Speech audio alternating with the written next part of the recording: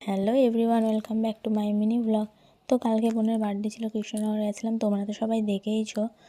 তো আজকে বাড়ি এসে আমার শরীরটা খুবই খারাপ আর কি, তো তাই লেট করে ঘুম থেকে উঠেছিলাম আজকে।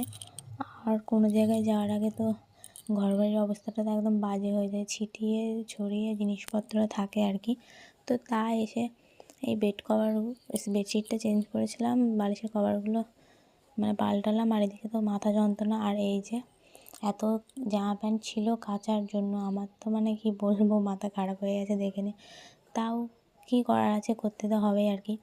তাই ম্যাগিটা রান্না করে দীপানকে বললাম তুমি একা একা খেয়ে নাও, আর ও একা একা খেতে ভালোবাসে তাই খেয়ে নিচ্ছিল।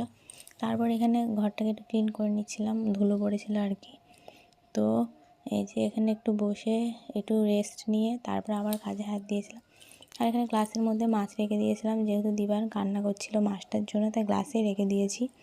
আর এখানে দিবানের চাল ডাল শেষ হয়ে গেছিলো, তাই এগুলো ভাঙাতে দেবো বলে আবার ধুয়ে রোদে দিচ্ছিলাম আর কি। তো এখানে চাল ছিল, ছোলা ছিল, ছোলার ডাল ছিল, তারপরে মুসুরির ডাল, মুগের ডাল ছিল আর কি। তো এগুলো রোদে দিয়ে এখানে রান্নাটা সেরে নিয়েছিলাম আর কি। মাছ রান্না হচ্ছে, আর আজকে কাজ সারতে সারতে অনেক লেট হয়ে গেছিলো, 3টে বেজে গেছিলো ভাত খেতে। তো স্নান টান করে তো আমার শীত ধরে গেছে, অত লেট করে স্নান করেছি যেহেতু আজকে, তো তাই সোয়েটারটাও পরে নিয়েছি। তারপরে দেখলাম, আমি খেতে খেতে দেখলাম তোমার দাদাভাই চলে এসেছে। তো ও স্নান টান করে আসলো, তারপর ওকে খেতে দিলাম।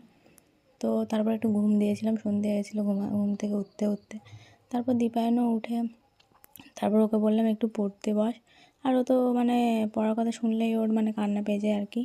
তো তারপর ওর বাবা দোকান থেকে খাবার এনে দিয়েছিলো ওখানে, তাই খাচ্ছিলো বসে বসে। তো চলো আজকের ভিডিওটা এই অবধি, নেক্সট কোনো ব্লগে দেখা হচ্ছে, বাই।